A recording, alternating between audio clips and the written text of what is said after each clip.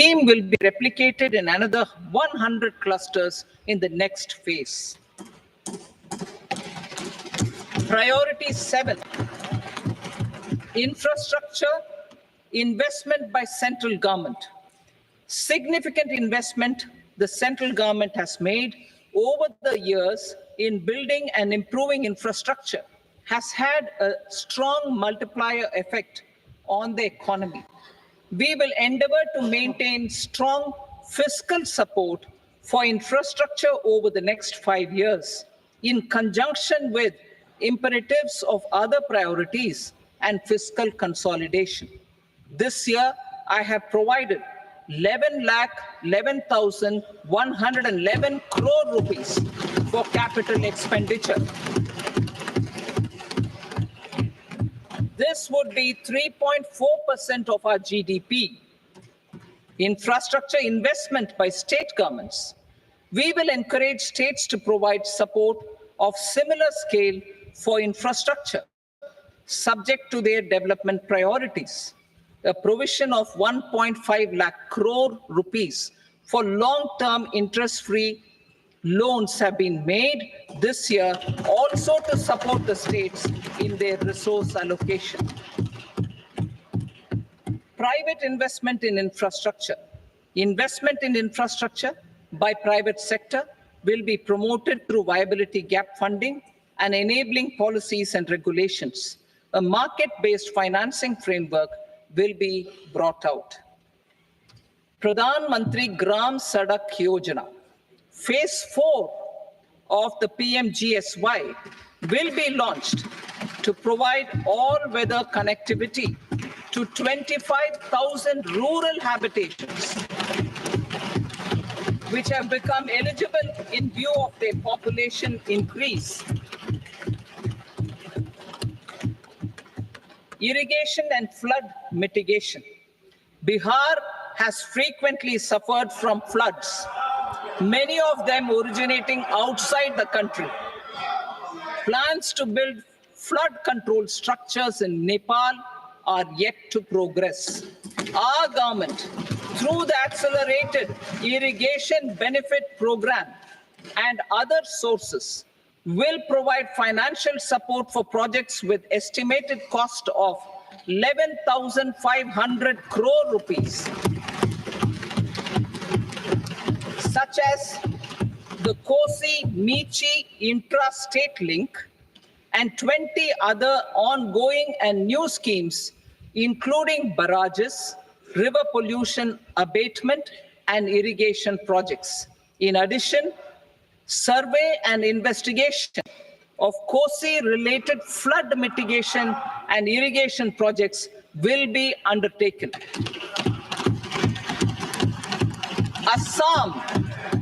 Assam grapples with floods every year by the Brahmaputra River and its tributaries originating outside India. We will provide assistance to Assam for flood management and related projects.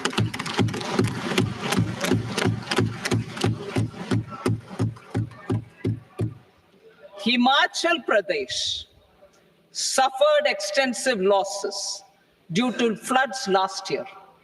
Our government will provide assistance to the state for reconstruction and rehabilitation through multilateral development assistance.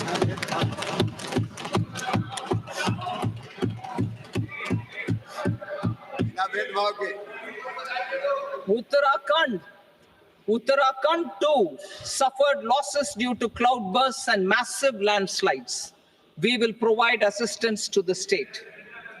Recently, Sikkim witnessed devastating flash floods and landslides that wreaked havoc across the state. Our government will provide assistance to the state. Tourism. Tourism has always been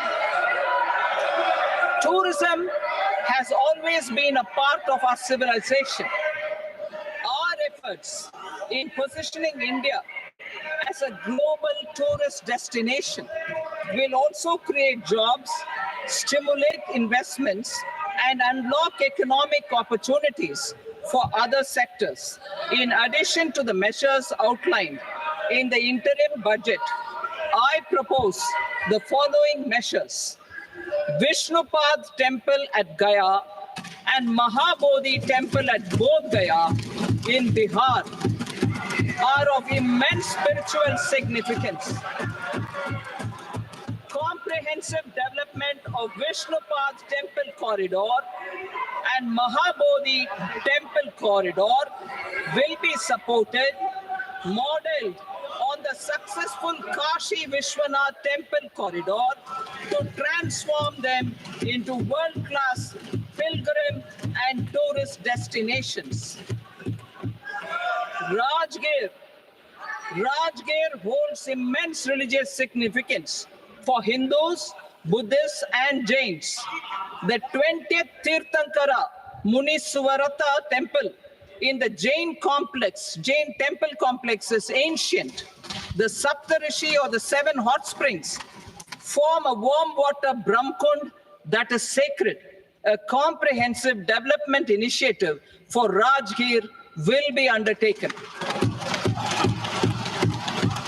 Our government will support the development of Nalanda as a tourist center, besides reviving Nalanda University to its glorious stature. Odisha's scenic beauty, temples, monuments, craftsmanship, wildlife sanctuaries, natural landscapes, and pristine beaches make it an ultimate tourism destination. Our government will provide assistance for their development to Odisha as well. Priority 8, innovation, research, and development. We will operationalize the Anusandhan National Research Fund for basic research and prototype development. Further, we will set up a mechanism for spurring private sector-driven research and innovation at commercial scale, with a financing pool of 1 lakh crore rupees in line with the announcement in the interim budget. Space economy, with our continued emphasis on expanding the space economy by 5 times in the next 10 years, a venture capital fund of 1,000 crore rupees will be set up. Priority 9, next generation reforms. Economic policy framework. We will formulate an economic policy framework to delineate the overarching approach to economic development and set the scope of the next generation of reforms for facilitating employment opportunities and sustaining high growth. Our government will initiate and incentivize reforms for 1, improving productivity of factors of production, and 2, facilitating markets and sectors to become more efficient. These reforms will cover all factors of production, namely land, labor, capital, and entrepreneurship, and technology as an enabler of improving total factor productivity and bridging inequality. Effective implementation of several of these reforms requires collaboration between the center and the states, and building consensus as development of the country lies in development of the states.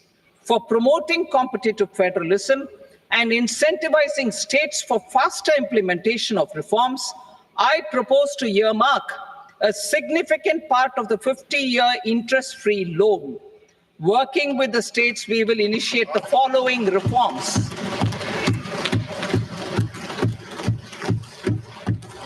Land-related reforms and actions, both in the rural and urban areas, will cover land administration, will cover 1, land administration, planning and management, and 2, urban planning usage and building bylaws.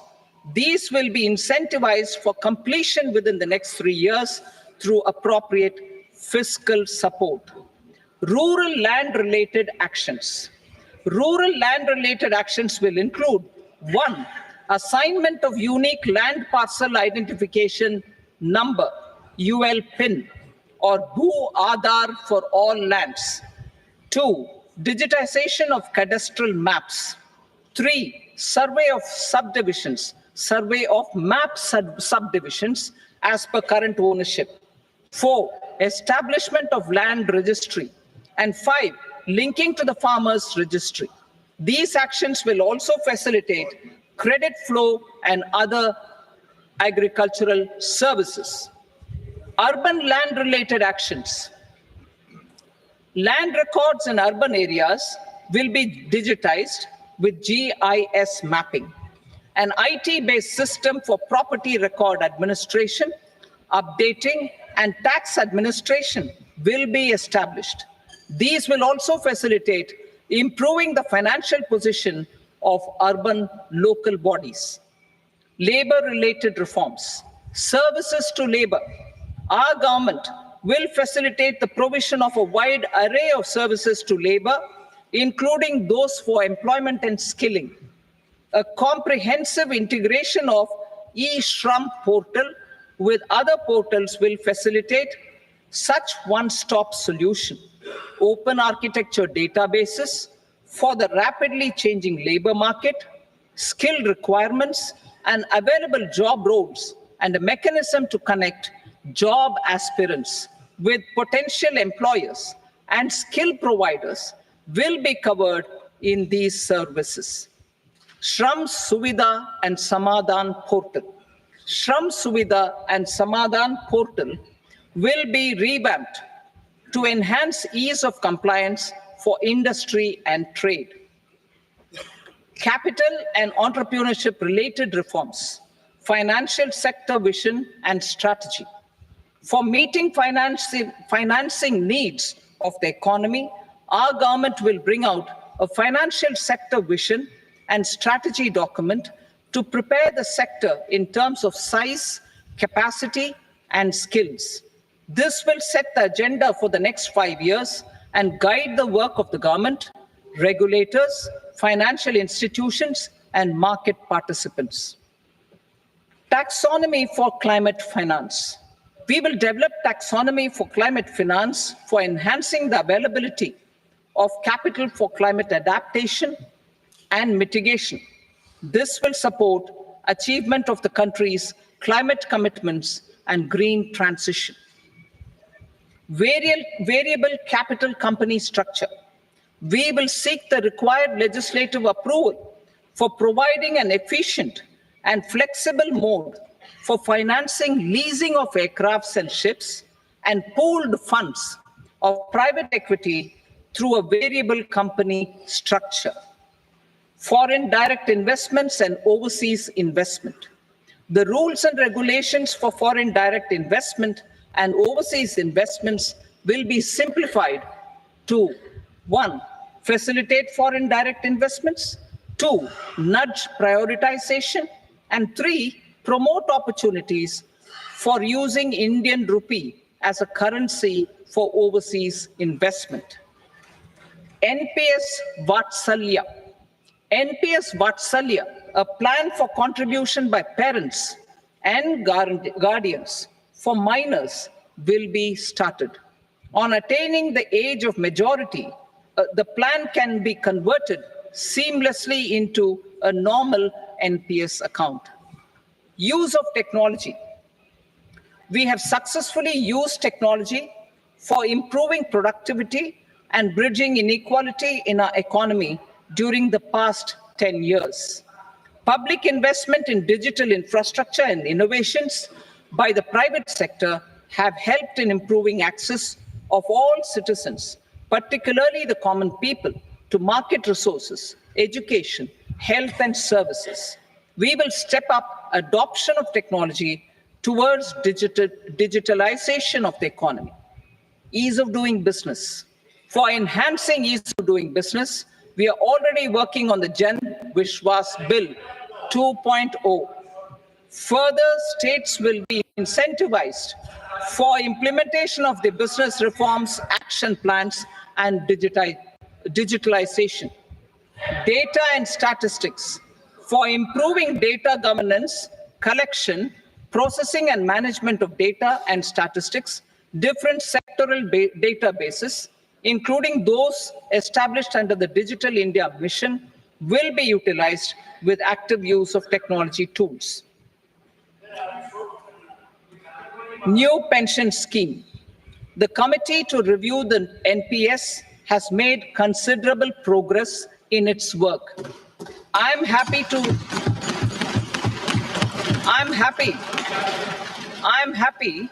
that the staff side of the National Council of the Joint Consultative Machinery for Central Government Employees has taken a constructive approach.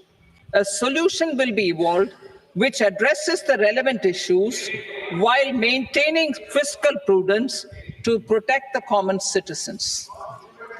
Budget estimates for 24-25. For the year 24-25, total receipts other than borrowings and the total expenditure are estimated at 32.07 lakh crore rupees and 48.21 lakh crore rupees respectively. The net tax receipts are estimated at 25.83 lakh crore rupees.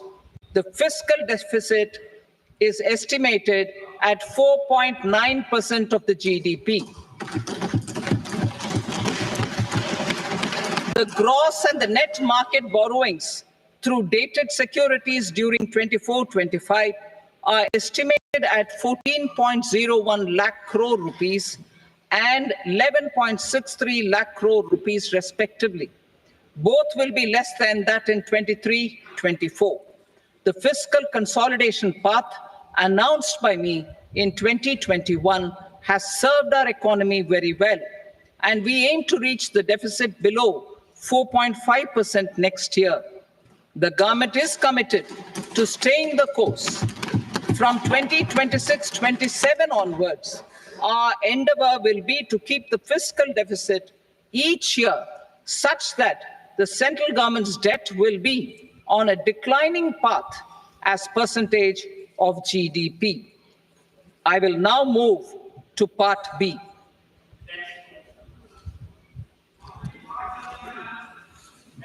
Indirect taxes. Sir, I start with GST. It has decreased tax incidence on the common man, reduced compliance burden and logistics cost for trade and industry, and enhanced revenues of the central and the state governments. It is a success of vast proportions. To multiply the benefits of GST, we will strive to further simplify and rationalize the tax structure and endeavor to expand it to the remaining sectors. My proposals for customs duties intend to support domestic manufacturing, deepen local value addition, promote export competitiveness, and simplify taxation while keeping the interest of the general public and consumers surmount. In Budget 22-23, we reduced the number of customs duty rates. I propose to undertake a comprehensive review of the rate structure over the next 6 months to rationalize and simplify it for ease of trade, removal of duty inversion, and reduction of disputes. I shall now take up sector-specific customs duty proposals. Medicine and medical equipments. To provide relief to cancer patients, I propose to fully exempt 3 more medicines from customs duties.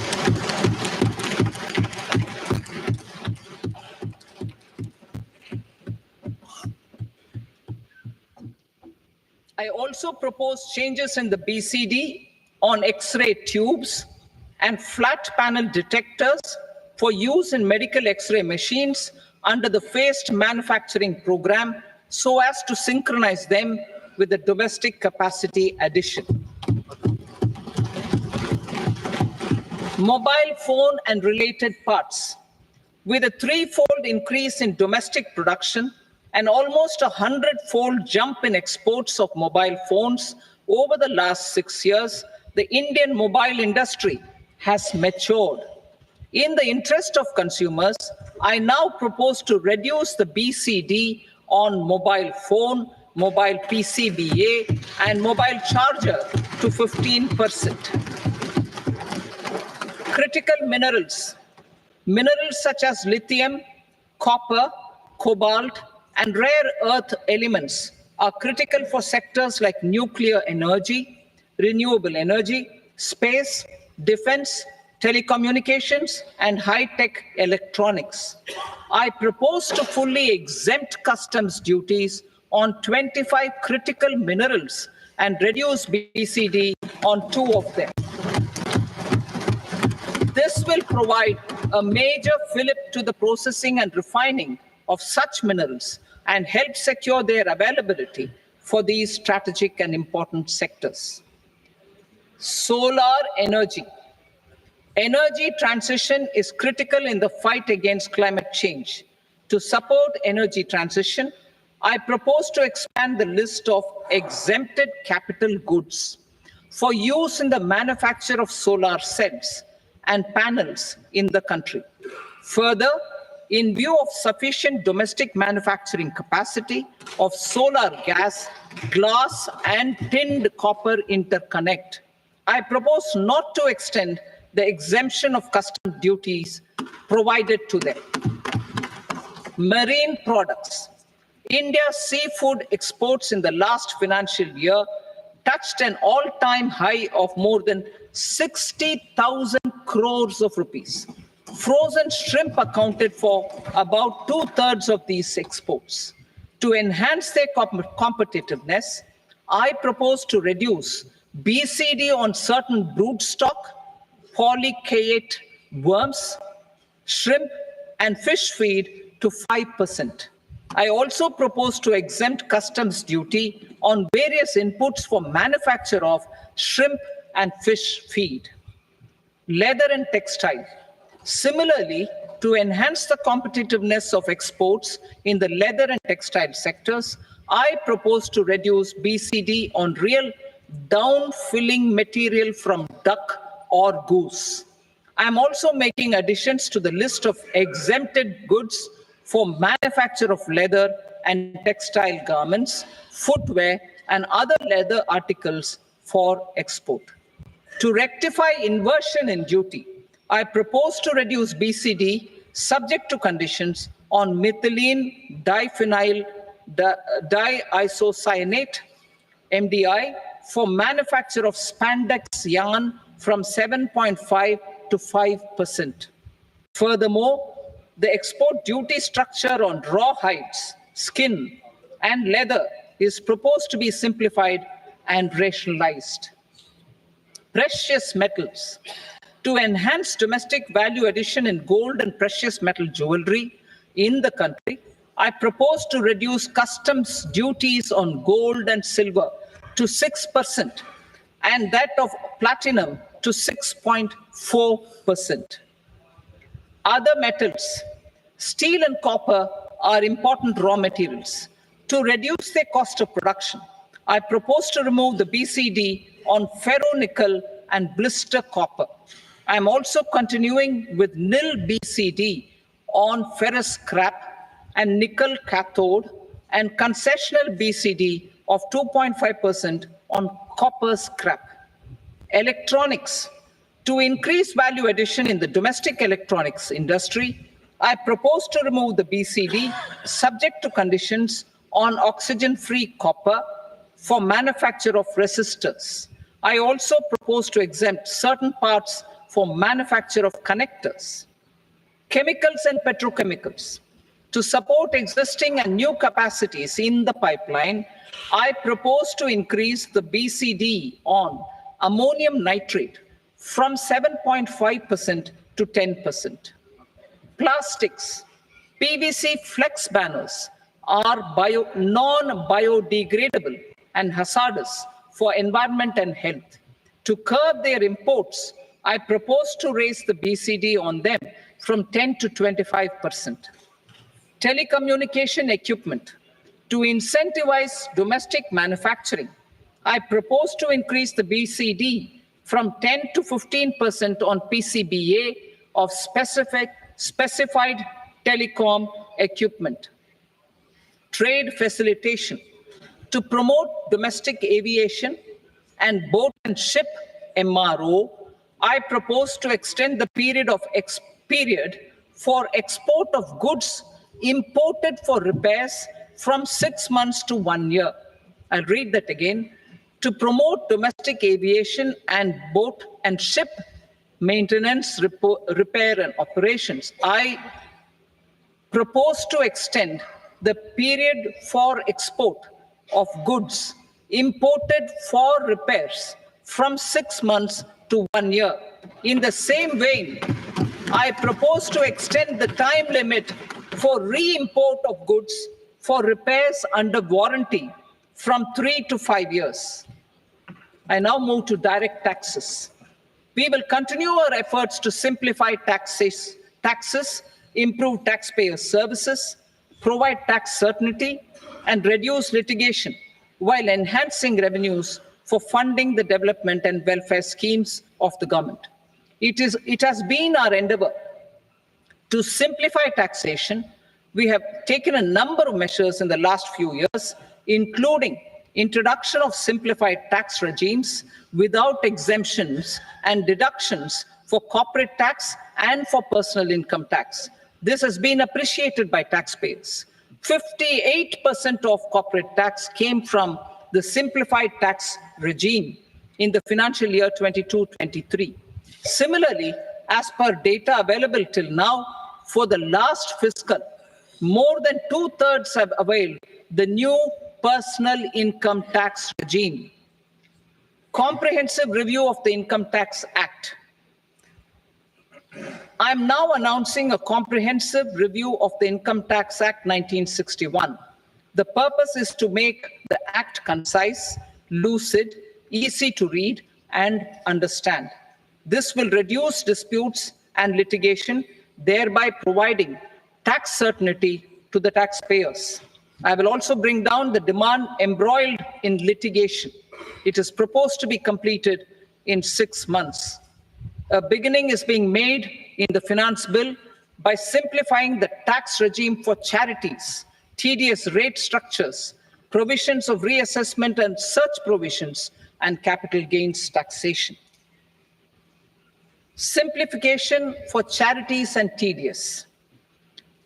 Two tax exemption regimes. The two tax exemption regimes for charities are proposed to be merged into one. The 5% tedious rate on many payments is being merged into the 2% tedious rate, and the 20% tedious rate on repurchase of units by mutual funds or UTI is being withdrawn. Tedious rate on e-commerce operators is proposed to be reduced from 1 to 0.1%. Moreover, credit of TCS is proposed to be given in the TDS to be deducted on salary. Further, I propose to decriminalize delay for payment of TDS up to the due date of filing statement for the same. I also plan to provide a standard operating procedure for TDS defaults and simplify and rationalize the compounding guidelines for such defaults. Simplification of reassessment. I propose to thoroughly simplify the provisions for reopening and reassessment. An assessment hereinafter can be reopened beyond 3 years from the end of the assessment year only if the escaped income is 50 lakh rupees or more, up to a maximum period of 5 years from the end of the assessment year. Even in such cases, a time limit of 6 years before the year of the search, as against the existing time limit of 10 years, is being proposed. This will reduce tax uncertainty and disputes. Simplification and rationalization of capital gains. Capital gains taxation is also proposed to be hugely simplified.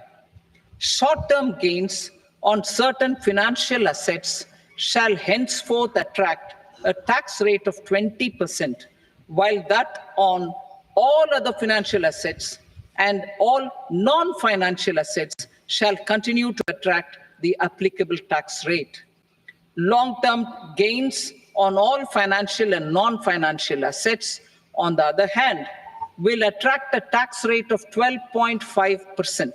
For the benefit of the lower and the middle income classes, I propose to increase the limit of exemption of capital gains on certain financial assets to 1.25 lakh rupees per year. Listed financial assets held for more than a year will be classified as long-term, while unlisted financial assets and all non-financial assets will have to be held for at least 2 years to be classified as long-term. Unlisted bonds and debentures, debt mutual funds, and market-linked debentures, irrespective of holding period, however, will attract tax on capital gains at applicable rates. Taxpayer services. All major taxpayer services under GST and most services under customs and income tax have been digitalized. All remaining services of customs and income tax, including rectification and order giving effect to appellate orders, shall be digitalized and made paperless over the next 2 years. Litigation and appeals. While our concerted efforts to reduce pendency of appeals at various appellate fora are beginning to show good results, it will continue to engage our highest attention. To dispose of the backlog of first appeals, I plan to deploy more officers to hear and decide such appeals, especially those with large tax effect. For resolution of certain income tax disputes pending in appeal, I am also proposing Vivad Se Vishwas Scheme 2024.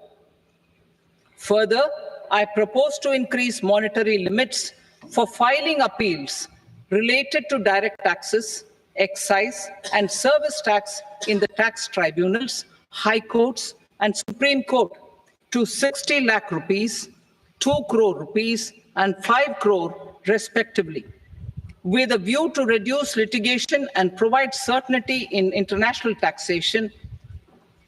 We will expand the scope of safe harbor rules and make them more attractive.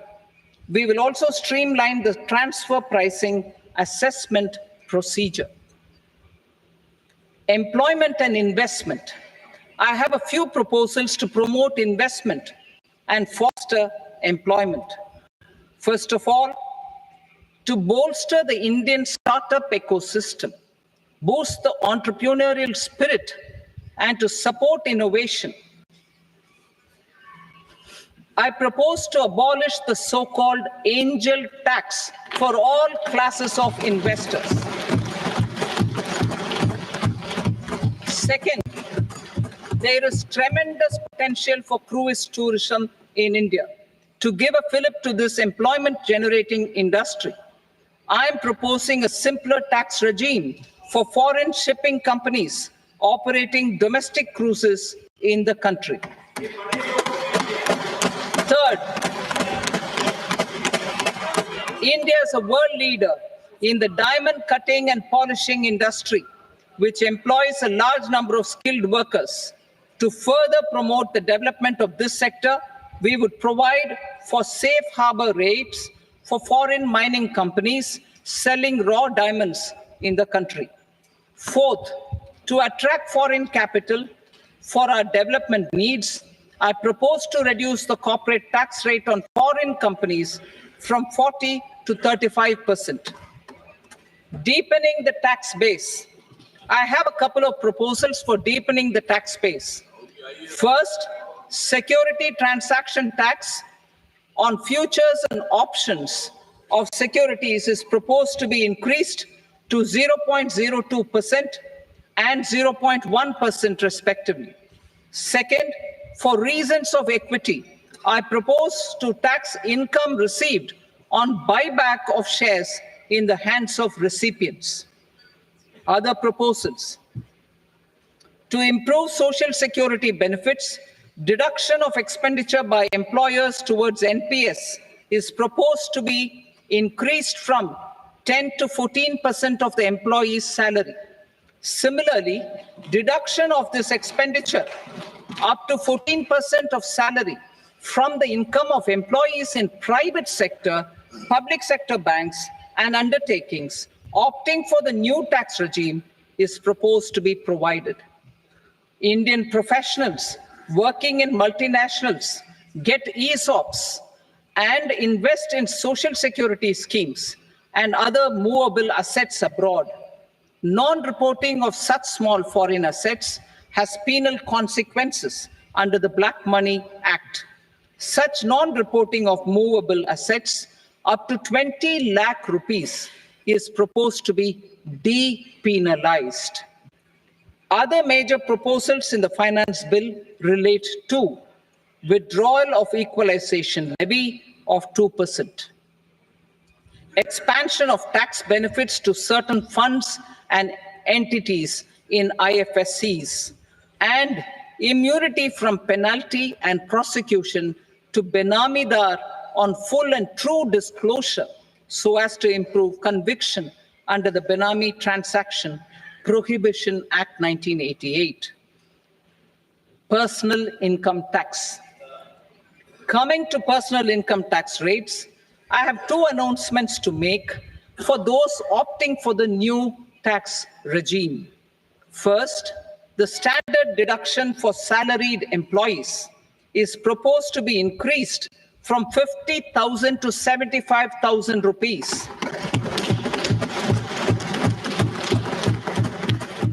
Similarly, deduction on family pension for pensioners is proposed to be enhanced from 15,000 to 25,000 rupees.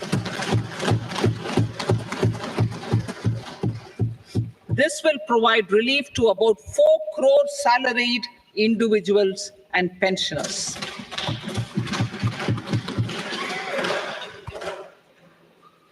Second, in the new tax regime, the tax rate structure is proposed to be revised as follows: 0 to 3 lakh rupees, nil; 3 to 7 lakh rupees, 5%; 7 to 10 lakh rupees, 10%; 10 to 12 lakh rupees, 15%; 12 to 15 lakh rupees, 20%; and above 15 lakh rupees, 30%.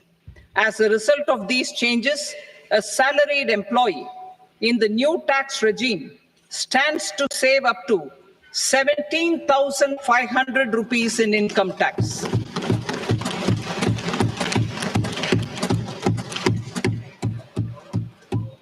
Apart from these, I am also making some other changes as given in the annexure.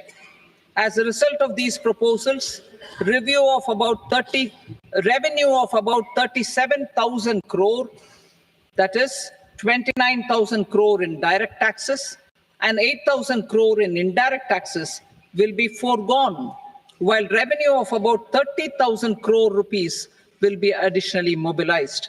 Thus, the total revenue foregone is about 7,000 crores annually.